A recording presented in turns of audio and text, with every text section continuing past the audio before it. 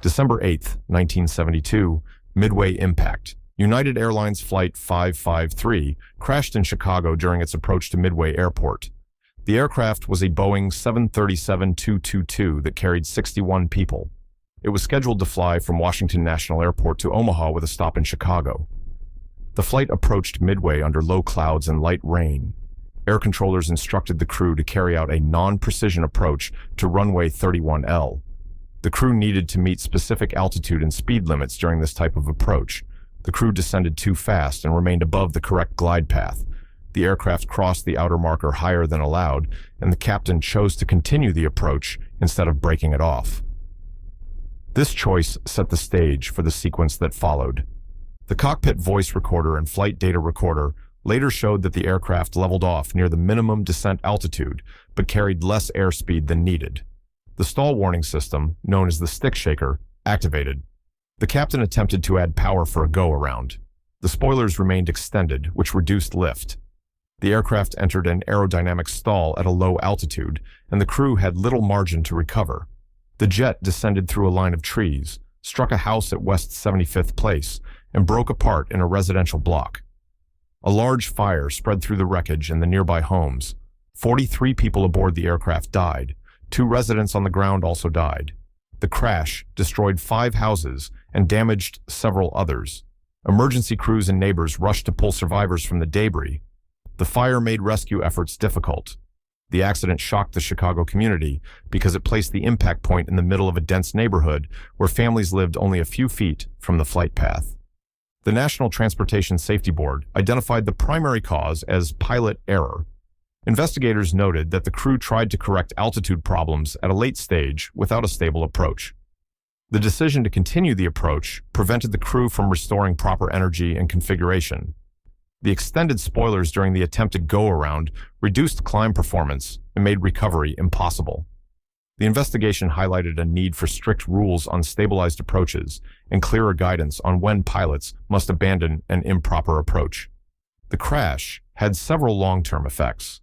Airlines adopted more formal stabilized approach criteria with precise limits on airspeed, descent rate, landing configuration, and decision height.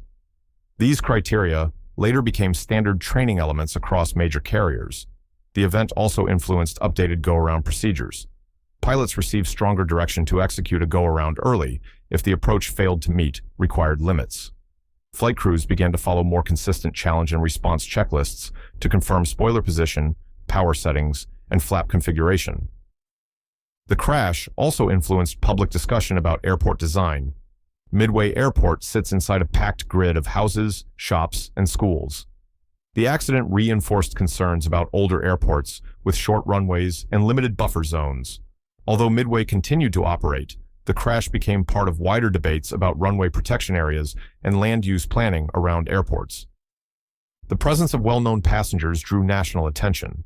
U.S. Representative George Collins died in the crash. Dorothy Hunt, connected to events linked with the Watergate case, also died. Their deaths produced intense media coverage. Journalists examined passenger lists, eyewitness accounts, and the early investigative steps. This attention kept the story in the national press for months. The focus on those passengers did not change the technical findings, but it did strengthen public interest in aviation safety and accident investigation practices. Survivors and neighborhood residents described vivid memories of the explosion, heat, and smoke. Many relied on community support to rebuild their homes. The crash left a lasting mark on the West Lawn neighborhood. Families who lived along the impact line carried the experience for decades. The event became a local touchstone that shaped how residents remembered the early 1970s.